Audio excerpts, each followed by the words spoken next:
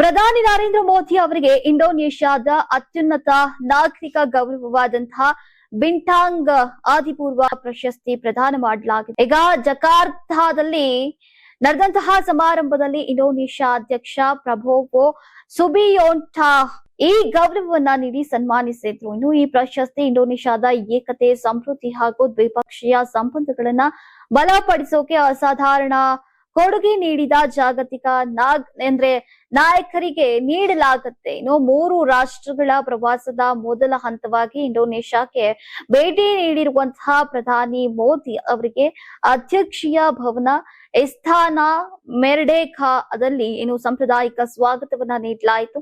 ಇದೇ ವೇಳೆ ಉಭಯ ನಾಯಕರು ದ್ವಿಪಕ್ಷೀಯ ಮಾತುಕತೆಯನ್ನ ನಡೆಸಿ ವ್ಯಾಪಾರ, ಹೂಡಿಕೆ, ರಕ್ಷಣೆ, ಸಮುದ್ರ ಭದ್ರತೆ ಹಾಗೂ ವಿವಿಧ ಕ್ಷೇತ್ರಗಳ ಸಹಕಾರ ಕುರಿತು ಚರ್ಚಿಸಿದ್ದಾರೆ. ಇನ್ನು ಪ್ರಶಸ್ತಿ ಸ್ವೀಕರಿಸಿದ ಬಳಿಕ ಮಾತನಾಡಿದಂತಹ ಪ್ರಧಾನಿ ಮೋದಿ, ಭಾರತ ಮತ್ತು ಇಂಡೋನೇಷ್ಯಾ ಇತಿಹಾಸ, ಸಂಸ್ಕೃತಿ ಹಾಗೂ ಪ್ರಜಾಪ್ರಭುತ್ವದ ಮೌಲ್ಯಗಳನ್ನ ಹಂಚಿಕೊಂಡಿರುವಂತಹ ರಾಷ್ಟ್ರಗಳಾಗಿವೆ. 2 ದೇಶಗಳು ಸೇರಿ ವಿಕಸಿತ ಭಾರತ ಹಾಗೂ ಗೋಲ್ಡನ್ ಇಂಡೋನೇಷ್ಯಾ ಕನಸುಗಳು ಅದನ್ನ ನನಸಾಗಿಸಲಿವೆ ಅಂತ ವಿಶ್ವಾಸವನ್ನು ವ್ಯಕ್ತಪಡಿಸಿದ್ರು. ಇನ್ನು ಇದೇ ವೇಳೆ ಹಿಂದೂ ಮಹಾಸಾಗರ ಮತ್ತು ಇಂಡೋ ಪೆಸಿಫಿಕ್ ಪ್ರದೇಶದಲ್ಲಿ ಶಾಂತಿ, ಭದ್ರತೆ ಹಾಗೂ ಮುಕ್ತ ಸಾಗರ ವ್ಯವಸ್ಥೆಗೆ ಉಭಯ ರಾಷ್ಟ್ರಗಳು ಒಗ್ಗಟ್ಟಾಗಿ ಕೆಲಸವನ್ನ ಮಾಡಲಿವೆ ಅಂತ ತಿಳಿಸಿದ್ದಾರೆ. ಇನ್ನು ಪ್ಯಾಲೆಸ್ಟೈನ್ ವಿಚಾರದಲ್ಲಿ ಭಾರತವು 2 ರಾಷ್ಟ್ರಗಳ ಪರಿಹಾರ ಹಾಗೂ ಶಾಶ್ವತ ಶಾಂತಿಯನ್ನ ಬೆಂಬಲಿಸುತ್ತೆ ಅಂತ ಹೇಳಿದ್ದಾರೆ. ಇನ್ನು ಪ್ರಧಾನಿ ಮೋದಿಗೆ ಇಂಡೋನೇಷ್ಯಾದ ಅತ್ಯುನ್ನತ ಗೌರವ ನಾಗರಿಕ ಗೌರವ ದೊರೆತಿರುವುದು ಉಭಯ ರಾಷ್ಟ್ರಗಳ ನಡುವಿನ ದೀರ್ಘಕಾಲದ ಸ್ನೇಹ,